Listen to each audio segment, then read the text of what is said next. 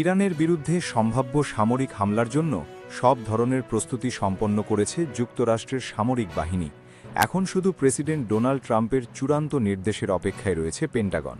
বুধবার 18 ফেব্রুয়ারি একাধিক মার্কিন গণমাধ্যমের প্রতিবেদনে জানানো হয়েছে, হামলার সক্ষমতা ইতোমধ্যেই কয়েকদিনের মধ্যে বাস্তবায়নের পর্যায়ে পৌঁছে গেছে।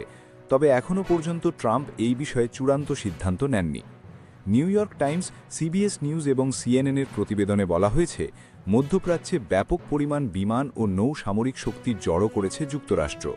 সামরিক বিশ্লেষকদের মতে এসব বাহিনী কয়েকদিনের মধ্যেই ইরানের গুরুত্বপূর্ণ স্থাপনাগুলোতে আঘাত হানার সক্ষমতা রাখে।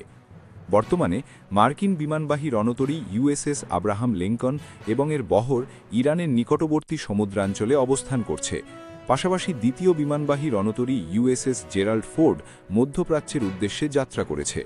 সর্বশেষ তথ্য অনুযায়ী এটি পশ্চিম আফ্রিকার উপকূলের কাছে অবস্থান করছিল। এছাড়াও বেশ কয়েকটি রিফুয়েলিং ট্যাঙ্কার ও অতিরিক্ত 50টিরও বেশি যুদ্ধবিমান এই অঞ্চলে মোতায়েন করা হয়েছে। অন্যদিকে সম্ভাব্য পাল্টা হামলার ঝুঁকি এড়াতে মধ্যপ্রাচ্য থেকে কিছু মার্কিন কর্মী সরিয়ে নেওয়ার সিদ্ধান্ত নিয়েছে পেন্টাগন। সিবিএস নিউজ জানিয়েছে, যুক্তরাষ্ট্রের বিভিন্ন ঘাঁটিতে নিরাপত্তা জোরদার করা হয়েছে এবং জরুরি পরিকল্পনা বাস্তবায়ন শুরু হয়েছে। রয়টার্সের বরাতে জানা গেছে, হোয়াইট হাউসের সিচুয়েশন রুমে জাতীয় নিরাপত্তা উপদেষ্টাদের বৈঠকে জানানো হয়েছে, মার্চের মাঝামাঝি সময়ের মধ্যে সব মার্কিন বাহিনী পূর্ণ প্রস্তুতিতে থাকবে, যাতে ইরানের পাল্টা প্রতিক্রিয়া সহজেই প্রতিহত করা যায়। এ বিষয়ে হোয়াইট হাউসের প্রেস সেক্রেটারি ক্যারোলিন লেভিট বলেছেন, ইরানের জন্য প্রেসিডেন্ট ট্রাম্পের সঙ্গে একটি চুক্তিতে আসাই সবচেয়ে বুদ্ধিমানের কাজ হবে। তিনি দাবি করেন, অতীতেও যুক্তরাষ্ট্র ইরানের পারমাণবিক স্থাপনায় বড় ধরনের আঘাত এনেছে। তবে ট্রাম্প প্রশাসনের প্রথম পছন্দ এখনও কূটনৈতিক সমাধান।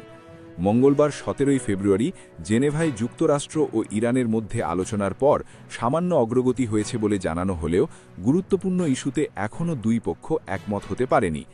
এদিকে ইরানের সর্বোচ্চ নেতা আয়াতুল্লাহ আলী খামেনি সামাজিক মাধ্যমে একটি এআই নির্মিত ছবি পোস্ট করেছেন, যেখানে একটি মার্কিন বিমানবাহী রণতরীকে সমুদ্রগর্ভে ডুবে থাকতে দেখা যায়।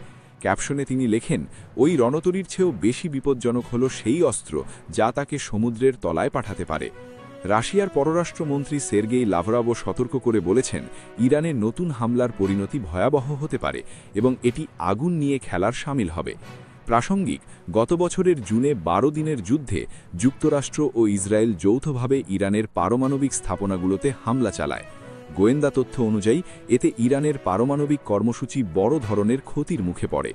এই সংঘাতের আগে যুক্তরাষ্ট্র 2014 সালের পারমাণবিক চুক্তি থেকে সরে আসায় ইরান তাদের ইউরেনিয়াম সমৃদ্ধকরণ কর্মসূচি দ্রুত সম্প্রসারণ করে। আন্তর্জাতিক পারমাণবিক শক্তি সংস্থা জানিয়েছে, ইরান তখন 60% বিশুদ্ধতা পর্যন্ত ইউরেনিয়াম সমৃদ্ধ করছিল, যা পারমাণবিক অস্ত্রে রূপান্তরের খুবই কাছাকাছি। সংস্থাটির মতে, বিশ্বে একমাত্র দেশ হিসেবে ইরানই এত উচ্চমাত্রায় সমৃদ্ধকরণ চালিয়েছে, যার হাতে এখনও পারমাণবিক বোমা নেই। বর্তমান পরিস্থিতিতে মধ্যপ্রাচ্যের নতুন করে বড় সংঘাতের আশঙ্কা বাড়ছে এবং বিশ্ববাসী উদ্বেগের সঙ্গে ট্রাম্পের চূড়ান্ত সিদ্ধান্তের দিকে তাকিয়ে রয়েছে।